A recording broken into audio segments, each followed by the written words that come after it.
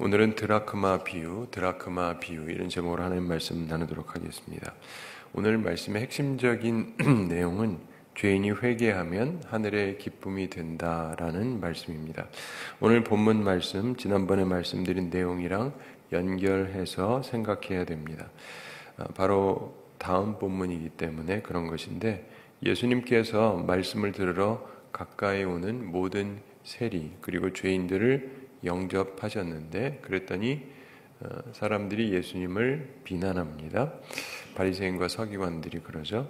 그랬더니 예수님께서 세 가지 비유를 말씀하십니다. 첫째로 잃은 양의 비유, 둘째로 오늘 본문에 나오는 드라크마의 비유, 그리고 셋째로 다음에 보게 될 탕자의 비유, 이 세 가지를 주님께서 말씀하셨습니다. 지난번에 잃은 양의 비유를 보았고, 오늘은 드라크마의 비유를 보게 되는데, 한 여자가 10드라크마가 있었다. 그런데 하나를 잃어버렸다. 그래서 등불을 켜고 집을 쓸면서 부지런히 찾았다. 그래서 찾았는데, 그랬더니 이웃을 부르고 함께 즐기자고 했다. 이런 비유입니다. 드라크마는 은전이었다고 합니다. 나름대로 가치가 있는 거죠. 동전하고 은전은 좀 다르니까. 로마의 은화 데나리온하고 비슷한 돈이었다고 합니다. 당시 한 노동자가 하루 일한 임금보다 조금 더 많은 액수였다, 이렇게 말씀하는데, 우리로 치면은 한 10만 원 이상 이렇게 생각할 수 있겠죠. 자, 8절 함께 읽어보겠습니다. 어떤 여자가 10드라크마가 있는데 하나를 잃으면 등불을 켜고 집을 쓸며 찾아내기까지 부지런히 찾지 아니하겠느냐. 아멘. 이 여인에게 10드라크마가 있었습니다. 물론 얘기죠, 비유니까. 그런데 10분의 1을 잃어버린 것입니다. 그런데 열심히 찾습니다.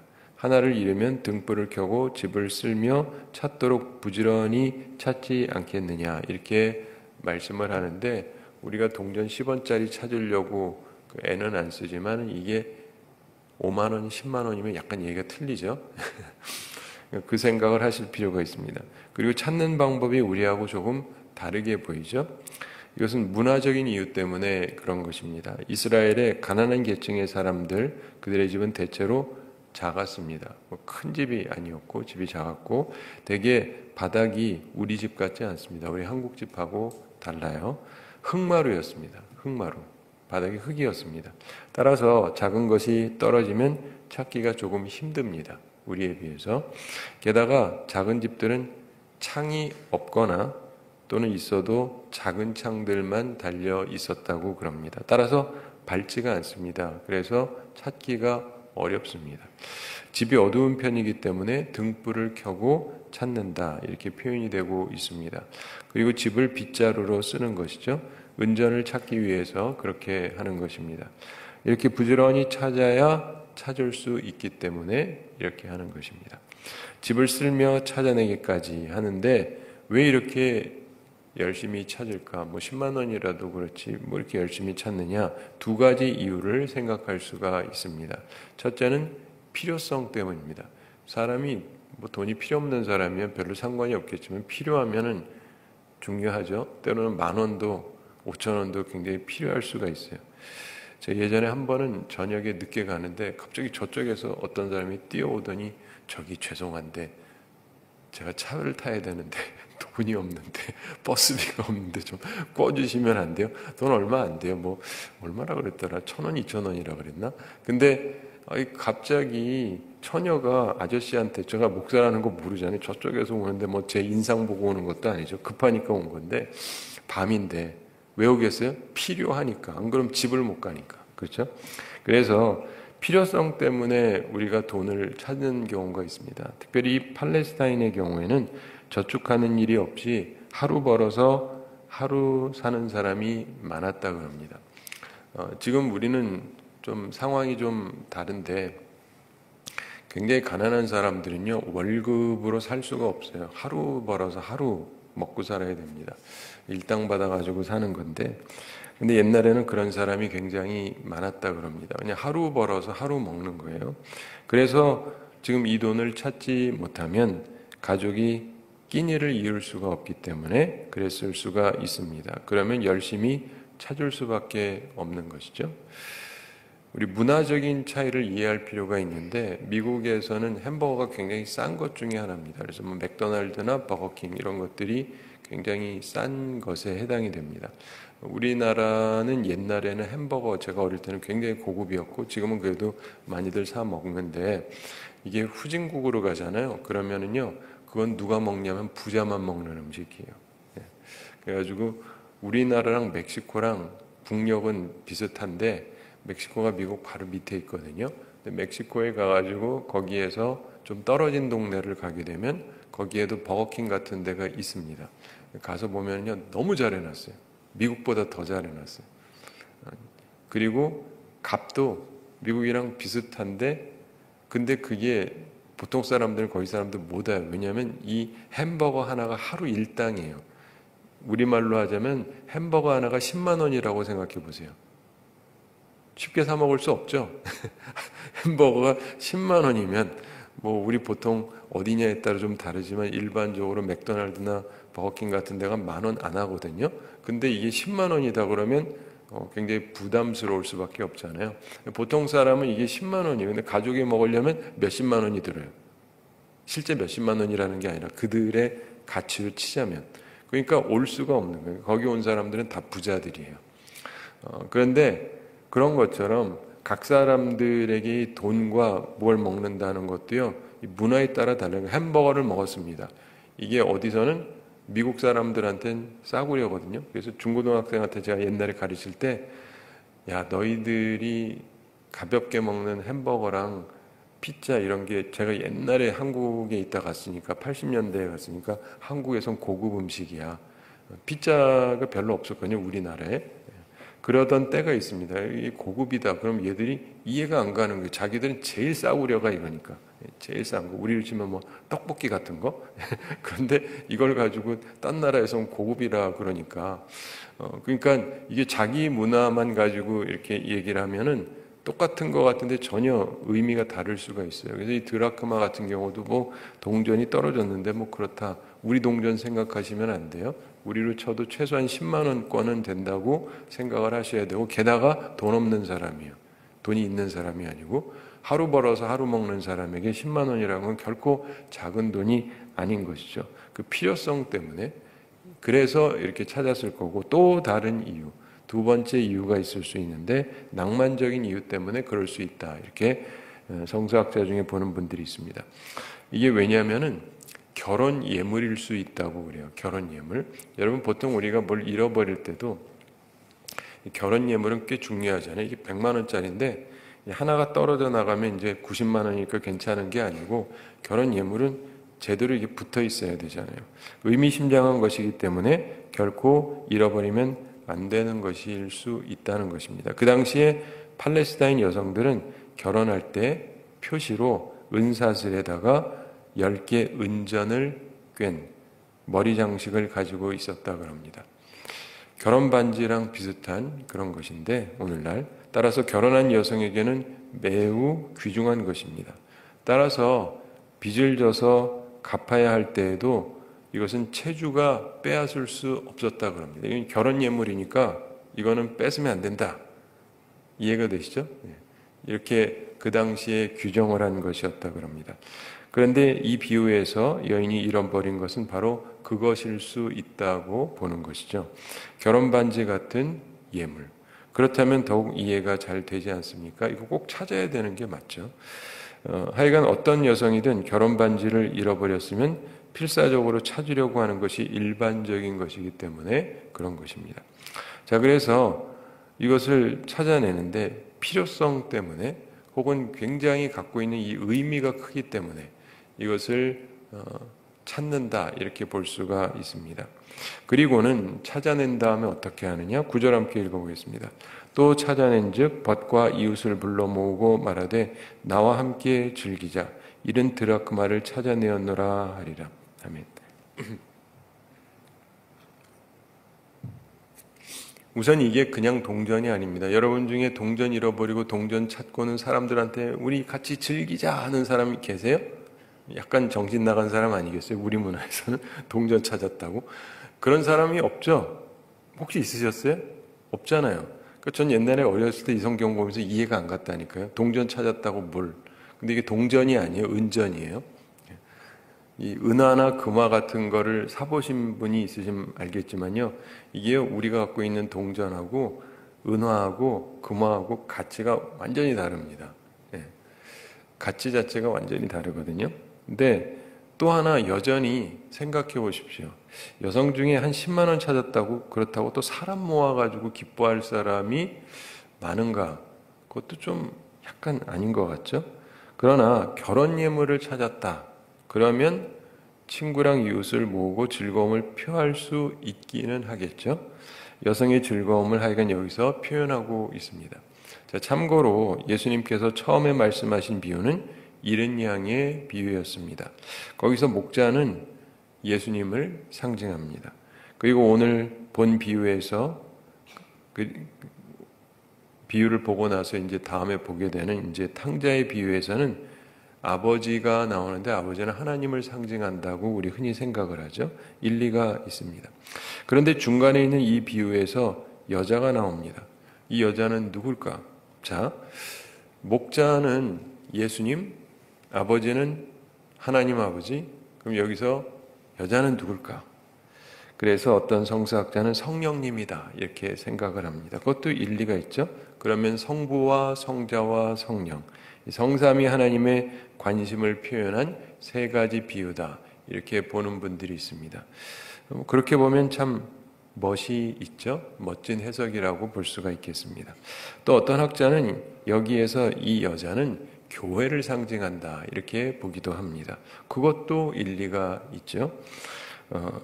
왜냐하면 항상 교회는 예수님의 신부인데 여자로서 상징이 되기 때문에 그렇게 볼 수도 있겠습니다. 그런데 여전히 그것은 본 말씀의 핵심은 아니에요. 그냥 참조할 만한 내용이고 진정으로 중요한 핵심은 10절에 있습니다. 10절 함께 읽어보겠습니다. 내가 너희에게 이르노니 이와 같이 죄인 한 사람이 회개하면 하나님의 사자들 앞에 기쁨이 되느니라. 아멘. 정말 중요한 핵심은 무엇이냐? 바로 이 10절 말씀입니다. 기쁨이 있다는 거예요. 기쁨. 하나님의 사자들 앞에 기쁨이 된다. 무엇이? 죄인 한 사람이 회개하면. 죄인이 뭐 2사람, 10사람, 100사람, 1000사람 그럼 물론 더 크겠지만 죄인 한 사람이 회개하는데 그게 하늘나라에서는 기쁨이 된다는 거예요. 그 기쁨이 넘치는 그곳에서 죄인이 회개하는 게 기쁨이 된다. 하나님께서 죄인을 잃은 은전처럼 생각하신다. 이 말씀은 죄인을 귀중히 여기시고 찾으신다는 말씀인 것이죠. 죄인을 귀중히 여기시고 찾으신다. 죄인이 본래 창조된 목적에 맞게 믿음의 삶으로 다시 회복되기를 갈망하신다는 뜻입니다. 하나님의 입장을 설명하는 거죠. 그러면서 앞비유하고 마찬가지로 주님께서는 무엇을 원하시느냐? 듣는 사람에게 공감을 원하시는 거예요. 공감. 주님의 입장을 보게 됩니다. 여러분, 우리가 무슨 얘기를 하게 될 때 상대방이 내 말에 공감해 주기를 바라잖아요. 공감이라는 게 같이 느끼는 거거든요. 같이 공감하고 엠파시라고 해서 같이 느끼는 것입니다. 우리가 상담을 할 때에도 제일 중요한 게 공감이에요. 공감 능력이 없는 분은 상담하시면 안 돼요. 내가 저 사람 어려우니까 도와줘야지. 근데 공감을 할 줄을 몰라. 죄송합니다. 상담하지 마세요. 여러분은 최악의 상담가가 될 것입니다. 무슨 말인지 아세요? 이게 무엇이든 이 사람이 뭐 문제가 있어가지고 온 거 아니에요. 어떤 경우는 자기가 피해자여서 오기도 하고 사실은 가해자여서 오는 경우도 있어요. 근데 어쨌든 이 사람의 입장을 공감을 전혀 못 해주면 그 사람을 상담할 길이 없습니다. 내가 무슨 얘기를 하는데 하나도 같이 생각을 안 해요. 당신 그거 틀렸어. 뭐 하는 거야? 이렇게만 얘기를 하면 그 말 자체가 틀린 말은 아니지만 상담가로서는 영 맞지 않는 거예요. 이해가 되세요? 내가 경찰서에 있는 뭐 형사님이라든가 검사라든가 그러면 괜찮아요. 틀렸다고 말하는 게 맞으니까. 당신 말이야 한 짓이 무슨 짓인지 알아? 혼나야 돼! 뭐 이러는 게 맞을지 모르지만 상담하는 사람은 그게 아니잖아요. 그렇죠? 예, 자기 역할을 이해를 해야 된단 말이에요. 근데 예수님께서 지금 이 사람들하고 함께 느끼고 싶은 것은 공감입니다. 이 설득을 하려고 하는 거예요. 그래서 예수님의 마음을 느끼게 하려고 하는 겁니다. 그래서 같은 감정을 느껴야 돼요. 그래서 지금 이 이야기를 주님께서 하고 계시는 것입니다. 그런데 우리 삶 속에서 예수님이 설명하면서 이 한 드라크마를 잃은 여성의 걱정처럼 하나님께서 죄인을 향한 걱정을 가지고 계신다는 그 표현이 되는 것인데, 그리고 하나님의 적극적인 찾는 모습이 표현이 되는 것이죠. 그리고 찾은 기쁨이 또한 표현이 되고 있습니다. 그리고 그 기쁨을 공감하기를 요청합니다. 친구들 불러 모으고 한 죄인의 구원을 얻었다는 사실, 그것이 천국에서는 있도록 귀한 것이다. 하나님에게 귀한 것이다. 이 이야기를 주님께서 가르쳐주고 계시는 거예요. 여러분이 이 말씀을 들으면서도 이거를 공감을 하셔야 되는데, 공감 안 하면 여러분들은 그냥 바리새인과 서기관이에요. 죄송합니다. 뭐 그런가 보다, 나도 그 얘기 아는데 빤한 얘기, 그리고 끝나시면 주님의 제자라고 보기가 좀 어렵습니다. 이게 주님의 말씀이 공감이 돼야 돼요. 같이 느껴야 같이 생각하고 같은 결정을 합니다. 여러분이 감정이 왜 중요하냐면, 감정이 굉장히 중요해요. 근데 이 감정 관리를 잘 하셔야 됩니다. 사람에게는 지식과 감정과 의지가 있다고 그러잖아요. 지정의가 있다고. 이거는 뭐 성경 얘기는 아니고 철학적인 얘기지만, 여러분이 무슨 지식을 갖고 있잖아요. 이 정보가 있습니다. 정보에 대해서 내가 뭐라고 느껴야 돼요. 안 느끼면은요, 결정이 안 나옵니다. 그래서 어떤 느낌을 갖느냐가 굉장히 중요해요. 정보가 있어요. 이 죄인이 있단 말이에요. 말씀을 들으러 왔어요. 이 정보가 있어요. 근데 여기에 대해서 내가 뭐라고 느끼느냐가 여기에 대한 반응으로 나오는 거예요. 그런데 예수님은 죄인들이, 그리고 모든 세리들이 와서 주님의 말씀을 듣는 것을 보고는 뭐라고 느끼셨느냐? 그런데 이 바리새인과 서기관들은 뭐라고 느꼈느냐? 서로 느끼는 감정이 달랐어요. 똑같은 팩트인데 느끼는 감정이 틀려요. 그러니까 반응이 다릅니다. 우리나라에서 지금 엄청난 사건이 벌어졌습니다. 다 알아요. 아시죠? 지식은 우리가 다 갖고 있는데 거기에 대한 감정이 똑같습니까? 다르죠. 예, 이쪽도 있고 저쪽도 있고 중간도 있고 그런데 양쪽을 나눠서 생각을 해보면 저쪽 사람이 느끼는 거랑 이쪽 사람이 느끼는 거랑 다른 거는 아시죠? 예, 다르기 때문에 반응이 어때요? 다른 거예요. 정보는 똑같은데 팩트는 똑같아요. 근데 뭐라고 내가 느끼느냐에 따라서 반응이 다른 거예요. 이해가 되십니까? 그래서 꼭 지식 정보만이 문제가 아니고 내가 어떻게 느끼느냐가 굉장히 중요한 거예요. 근데 오늘 많은 사람들이 정보의 문제다, 지식의 문제다 그러는데 천만의 말씀, 그 얘기는요 굉장히 무식한 얘기예요. 죄송합니다. 진짜 무식은 아니고 그래도 좀 있는 거죠. 그런데 진정한 지식은 아니에요. 그 정보를 내가 어떻게 느끼느냐가 다른 거예요. 어떻게 느끼느냐. 근데 우리에게 중요한 것은요, 예수님이 느끼는 걸 우리가 느껴야 돼요.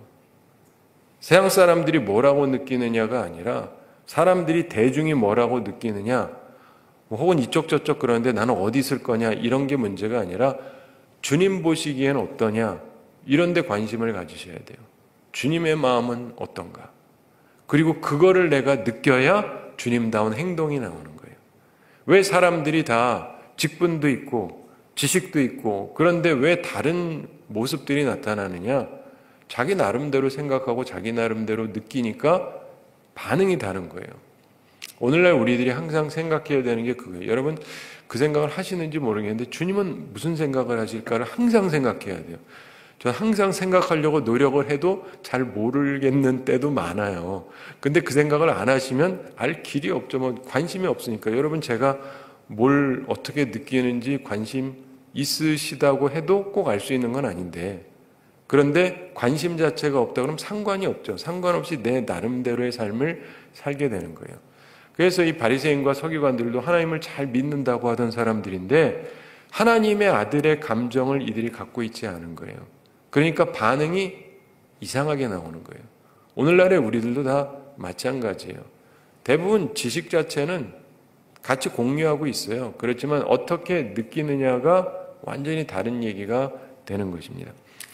그래서 우리가 할 일이 뭐냐면 우리 교회는 성령께서 원하시는 바를 행하여야 하는 것입니다. 드라크마를 찾기 위해서 여인이 등불을 켰죠. 우리도 등불을 켜야 됩니다. 노력을 해야 돼요.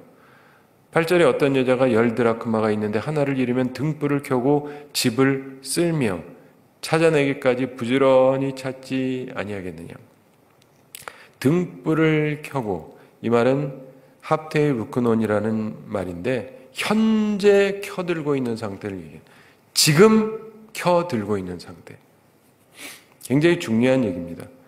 죄의 어둠 속에 잃은 드라크마를 찾으려고 한다면 빛을 비춰야 되는 것처럼 우리도 말씀의 빛을 비추어야만 하는 것입니다. 주의 말씀은 내 발의 등이요 내 길의 빛이니이다. 그 시편의 고백처럼 우리가 말씀의 빛을 항상 비추고 있어야 돼요. 말씀의 빛을 항상 비추고 있어야 됩니다. 집을 쓸고 찾기 위해서 불필요한 것들을 밀어내듯이 영혼 구원을 위해서 불필요한 것들을 제거해내야 되는 것입니다. 영혼을 구원할 때까지 부지런히 여기서 이거 할 때도 등불 켜고 부지런히 찾는다 그러잖아요. 부지런히 에피메로스라고 해서 주의해서 열심히 이런 뜻입니다. 주의해서 열심히 찾는 노력을 해야 한다. 교회는 그래야 되는 겁니다. 무엇을 위해서? 영혼 구원을 위해서. 하나님의 안타까운 마음을 품고 힘써 찾아 나서야 하는 것입니다. 제가 어제 어떤 선교사님을 만났는데 그분이 자기가 어떤 목사님한테 굉장히 은혜를 많이 입고 많은 걸 배웠는데 그 목사님이 지금 100세가 되셨다 그래요. 굉장히 훌륭한 목사님이라 그러면서 그분에게 들은 얘기라고 하면서 무슨 얘기를 하는데 들으면서 그거 참 일리가 있다 그런 생각을 했는데 이분이 이런 얘기를 하더랍니다. 정치해야 되느냐 말아야 되느냐. 우린 보통 하면 안 된다고 생각을 하는데 그분이 당신이랑 나랑 둘이 앉아있는 것도 이미 정치다. 약간 그런 면이 있거든요. 누가 둘이 앉아만 있어도 저 사람들 한 팀이다 약간 이렇게 생각하는 경향이 있어요. 그렇기 때문에 당신이랑 나랑 앉아있는 것만으로도 정치이기 때문에 정치를 한다 안 한다 보다는 정치는 하는 것인데 중요한 거는 왜 하느냐 하는 거다. 우리는 영혼 구원을 위해서 정치하는 건 괜찮은데 내 이익을 위해서 하면 안 된다. 참 일리가 있더라고요. 그렇죠? 우리 믿는 사람들이 교회 안에서도 뭐 사람들하고 사바사바해서 하는 이유가 뭐냐면 영혼을 구원하기 위해서 하는 거라면은 모르겠거니와 내 이익을 챙기기 위해서 이기적인 이유에서 하는 거는 배제해야 된다. 일리가 있어요. 오늘날 우리가 갖고 있는 많은 문제 중에 하나가 많은 사람들이 이런저런 것을 도모하긴 하는데 그게 뭐냐면 다 이기적인 이유 때문에 여기에 많은 문제가 있죠. 영혼을 구원하기 위해서 합작해서 힘을 다해서 해보려고 하는 것이 아니라 뭔가 파괴적인 이유, 나한테는 이기적인 그런 생각을 하기 때문에 문제가 되는 경우가 많이 있습니다. 사랑하는 성도 여러분, 우리가 기억해야 되는 것은요, 교회는 이래야 되는데 영혼 구원을 위해서 애써야 되는데 저는 한국 교회 약 30년 만에 28년이지만 와가지고 제가 참 느끼는 비애가 있습니다. 진짜. 그러면서 주님의 마음이 얼마나 아플까 싶은데 뭐냐면요. 정상적인 교회라고 일컬어지는 교인들은요. 전도에 관심이 없으세요. 선교한다 그러긴 해요. 그냥 폼이 나니까. 우리가 외국에 뭐 어쩌고 저쩌고. 근데 진짜 전도들 안 해요, 잘. 그리고 누가 주로 하는지 아시죠? 이단들. 아이고, 얼마나 열심히 하는지 몰라요. 얼마나 열심히 하는지 몰라요. 옛날에는 외부에서만 하더니 이제는 교회까지 침투해 들어와가지고 그리고 어떻게든 어떻게 해보려고 몇 년 동안을 그냥 잠입해서 있기도 하고 그렇게 이단들은 애를 쓰는데 왜 정상적으로 믿는다는 사람들은 하나님의 마음을 그렇게 모를까? 왜 이렇게 노력을 안 할까? 아무렇지도 않아요. 참 답답한 노릇입니다. 우리는 어떤 예배보다, 어떤 찬양보다, 어떤 예물보다 하나님이 기뻐하시는 게 영혼 구원이라는 걸 기억해야 됩니다. 죄인이 회개하고 돌아오는 것. 이걸 하나님이 기뻐하시는 거예요. 그 예배도 드려야죠. 찬양도 하고 기도도 하고 예물도 드리고 그러나 그것으로 하늘의 기쁨이 될 거다라고만 생각하신다면 하나는 알고 둘은 모르는 거예요. 주님께서는 우리로 가서 모든 민족으로 제자를 삼으라 그랬잖아요. 제가 한국 와가지고는 선교를 별로 안 했는데 이제는 좀 시간이 됐으니까 내년부터는 좀 해봐야 되겠다고 생각을 하긴 하는데 세계 선교를 다니다 보잖아요. 제가 40대, 30대, 40대 미국에서 좀 다니면서 느끼던 게 뭐냐면 가보시면 어떤지 아세요? 거기도 똑같아요. 정상적인 교단에 와서 선교하는 분들이 많은 것 같죠? 생각보다 많지 않고 진짜 열심히 하는 사람들 다 누군지 알아요? 다 이단들이에요. 웬 놈의 이단들이 이렇게 많은지 판을 치고 다녀. 그리고 정상적인 교회는 관심도 없어요. 자기들은 자기들이 열심히 하고 있는 줄 알죠. 가서 봐요. 전부 이단들이 얼마나 판치고 다니는데 돈 들여가면서 힘을 다해가면서 볼 때마다 이렇게 가슴이 찢어지는 느낌이에요. 주님이 얼마나 답답하실까. 제가 이렇게 전도하자 뭐 이런 얘기를 하면 사람들이 뭐 교회 키워가지고 뭐 하느냐 뭐 이런 식의 답답한 소리만 하고 있어요. 하나님의 마음을 전혀 모르고 있어요. 그런 말하는 것 자체가 여러분은 하나님의 기쁨이 못 되는 거예요. 슬픔이 되는 거지. 한 영혼을 구원하는 게 얼마나 중요한 일인데 예수님이 이 얘기를 하고 계시는 거예요. 근데 지금도 혹시라도 뭐 또 똑같은 소리 그럼 죄송한데 그냥 바리새인이신 거예요. 나만 잘 믿고 잘 살다가 가면 되지. 근데 갈 수 있을까요? 그렇게 살다가? 그래서 우리가 주님의 마음을 이해를 해야 돼요. 주님께서 바리새인들을 향해서 바리새인 서기관들을 향해서 바리새인들은 기본적으로 신앙생활이 굉장히 표면적으로 잘 돼 있던 사람들이에요. 이렇게 잘 돼 있던 사람이 없어요. 서기관들은 성경에 대해서 빠삭한 사람들이에요. 근데 주님께서는 이들을 향해서 독사의 자식들아 그러잖아요. 왜요? 그들이 지식의 문제가 있는 게 아니라 감정의 문제가 있기 때문에 내 마음이 저 문제 있는 사람이 돌이켜서 오는 거에 대해서 조금도 뜨거운 마음이 없는 거예요. 그러면 그게 독사예요. 사랑하는 성도 여러분, 우리 마음속에 그게 있어야 돼요. 죄인이 돌아와서 회개하고 돌이켜서 새롭게 사는 것. 이걸 위해서 교회가 존재하는 것이거든요. 그래서 빛을 비추고 그 말씀의 빛을 통해서 사람이 변화되어지고 이렇게 살아갈 수 있어야 되는데 교회는 하나님의 택한 자 중에 잃은 자를 부지런히 찾아서 하나님께 기쁨을 돌려야 하는 것입니다. 이것을 잃어버릴 때 더 이상 그 교회는 가치를 갖지 못하는 거예요. 표면적으로 많이 모일 수 있어요. 예배 분위기도 좋을 수도 있고 찬양도 엄청나게 잘할 수도 있고 헌금도 많이 드릴 수도 있고 기도도 아주 멋지게 할 수도 있고 그러나 주님의 기쁨이 안 된다는 것은 슬픔이죠. 그렇죠? 네. 우리는 그럼 된 거 아니에요? 주님은 아니세요. 그게 주님의 기쁨이 안 됩니다. 네. 잃은 영혼을 찾아야 되는 거예요. 잃은 영혼을 찾아야 되는 거예요. 말씀을 맺습니다. 여러분은 예수님의 그 마음이 느껴지시나요? 저는 그걸 느끼려고 노력을 하고 그거를 전달하려고 노력을 하긴 하는데 그게 여러분에게 느껴져야 여러분의 행동이 달라져요. 행동이 달라져요. 그리고 교회 생활이 달라지고 삶이 달라져요. 근데 주님이 느끼는 걸 여러분들이 못 느끼면 여러분은 그냥 미국에서 이제 전도 폭발 훈련할 때 쓰는 표현이 있습니다. 그런 사람은 그냥 벤치 워머다. 의자를 따뜻하게만 하는 사람이다. 내 자리에 앉아서 여기만 따뜻하게 하고 있는 사람. 아무 가치를 바라지 못하는 거예요. 내가 하는 일이라는 건 그냥 이 의자에 앉아가지고 이 자리 따뜻하게 하는 게 내 일이라고 생각한다면 도대체 무슨 가치가 있느냐, 하나님 앞에서. 그래서 우리가요, 주님 앞에서 그 주님의 심정을 느껴야 돼요.